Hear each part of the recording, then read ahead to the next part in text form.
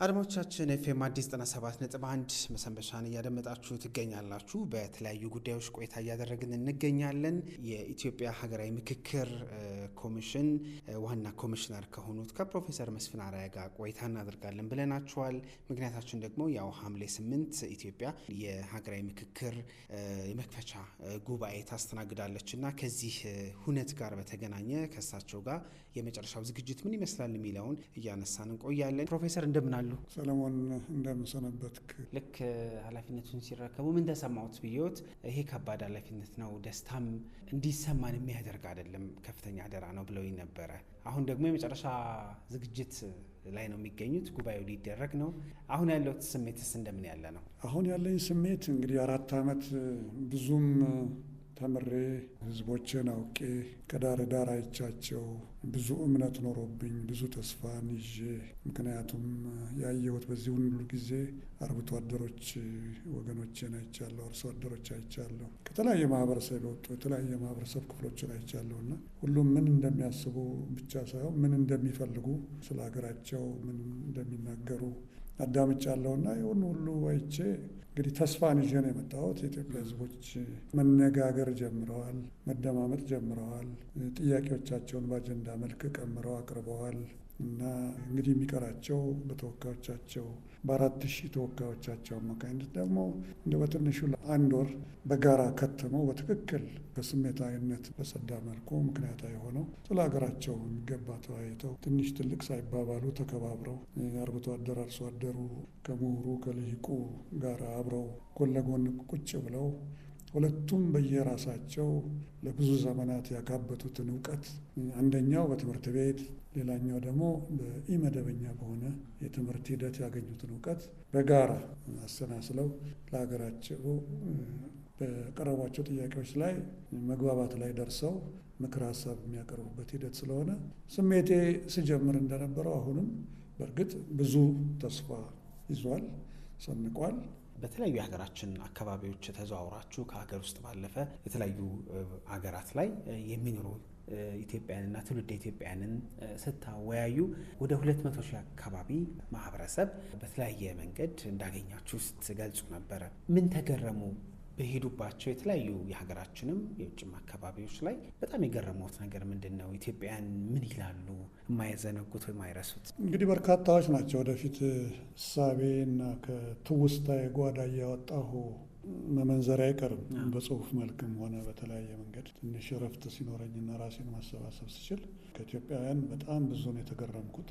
አንደኛ የተለያዩ እንግዲህ ከ80 በላይ ብሔረሰቦች እና ህዝቦች የሚኖሩባት ሀገር፣ የተለያየ አመለካከት አላቸው ብለህ የምትልበት ሀገር እና በተለያዩ ጊዜዎች ወደዚህ ወደ ሀገራዊ ምክክርም ሂደት ያመጡን በየቦታው የሚነሱ ነጠላ የተለያዩ ትርክቶች ወደ ግጭት ወስደውን እንዲያውም አልፎ ተርፎ እንደውም ወደ ትልልቅ ጦርነት ሁሉ ያስገቡንን ስታይ እንደ ኢትዮጵያውያኖች የተለያየንን ብለህ ልታስብ ትችል ይሆናል እና አንዱ የገረመኝ ነገር ኢትዮጵያውያን ውብ ባህሎች፣ ውብ ቋንቋዎች፣ መቼም ቋንቋ ሀብታም የሆኑ ባህሎችና ትውፊቶች ያለን ሀገር በጣም ዳይቨርስ ወይም የተለያዩ የሚመስሉ ያለን ሆነን እያለ አንድ መሆናችን አስገርመኛል።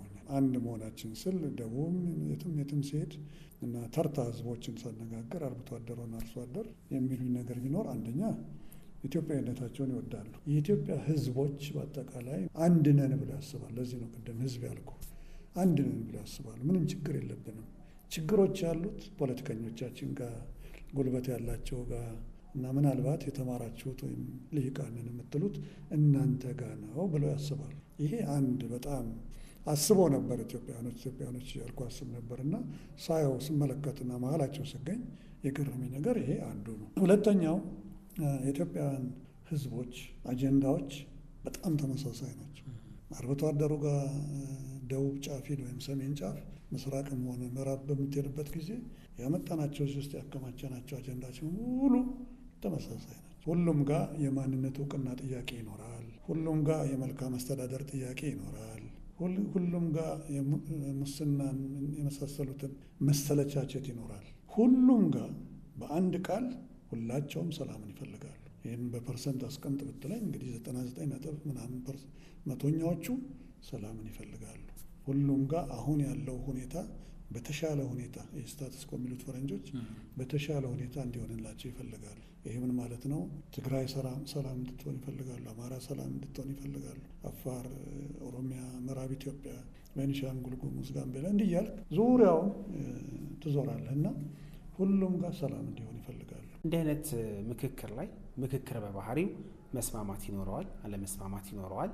ስለዚህ ከምክክር በኋላ በእነዚህ 8 አጀንዳዎች ውስጥ የሚኖረው ውጤት እንደምን ያለ ነው? ምንድን ነው የሚጠበቀው?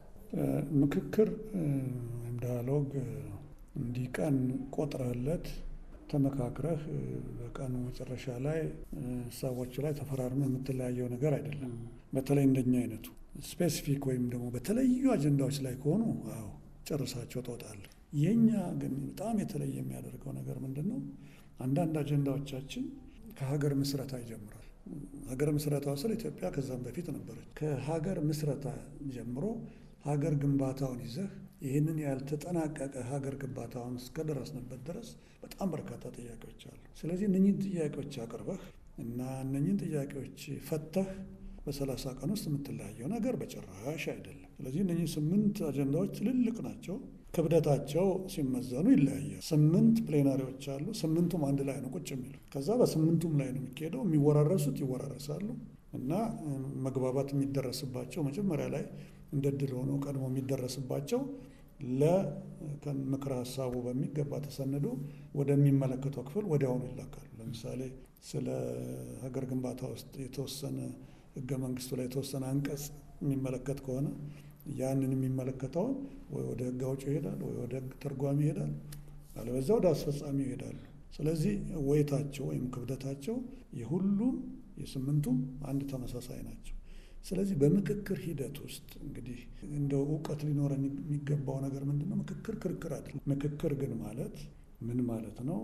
እናንተ ሰላምን መጀመሪያ ፈልገን የማያግባባ ነገር ነቅሰን አውጥተን በቃ እስቲ እንነጋገርበት ብለን ገና ስንወስን የሰላም መንገድ ቁጥር 1።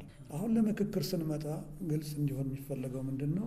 ክልላችንን፣ ዞናችንን፣ ወረዳችንን አይደለም ታሳቢ አድርገን መምጣት ያለብን። ታሳቢ አድርገን መምጣት ያለብን ኢትዮጵያን፣ ታሳቢ አድርገን መምጣት ያለብን ማንነታችንን፣ ታሳቢ አድርገን መምጣት ያለብን ሰብአዊ መብቶቻችንን፣ ማንነታችንን፣ ሀገርኛነታችንን፣ ሀገራዊነታችንን ነው ይዘን መምጣት ያለብን። ስንመጣ ኢትዮጵያን ነው አስበን መምጣት ያለብን። የአእምሮ ሐኪም ነዎት እንግዲህ ፕሮፌሰር እርስዎ እና 4 ዓመታትን እዚህ የሀገራዊ ምክክር ኮሚሽን ዋና ኮሚሽነር ሆነዋል። የኃላፊነት ጊዜያችሁ እንግዲህ በጊዜም የተገደበ ነው። የመጨረሻ የኃላፊነት ጊዜ ላይ ነው የምትገኙት።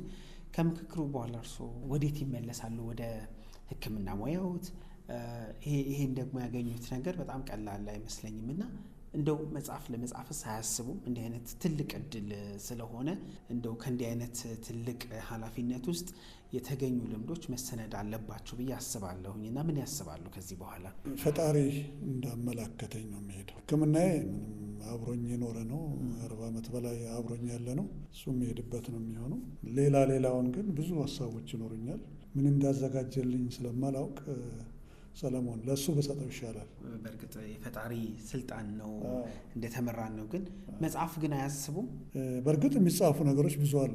እንዳልኩ ጉልበትና አቅም፣ ጤና ሁሉን ነገር ይፈልጋልና ስለዚህ አሁንም ወደ እሱ ልመልሱ አይሻል? በጣም ጥሩ። የጃዝ ሙዚቃ እንደሚሰማው አንዴ ሲያወሩ የሰማው መሰለኝ እና እንዲህ በጣም ጨነቅ ሲል ስራ ሲበዛ መጽሐፍ ገልጠው የሚያነቡት ወይ ደግሞ ሙዚቃ የሚያደምጡት እንደምን ያለ ይሆን ፕሮፌሰር? መጽሐፍ አነባለሁ። መጽሐፍ ማንበብ የታሪክ የፍልስፍና መጽሐፍት ወዳለሁኝ።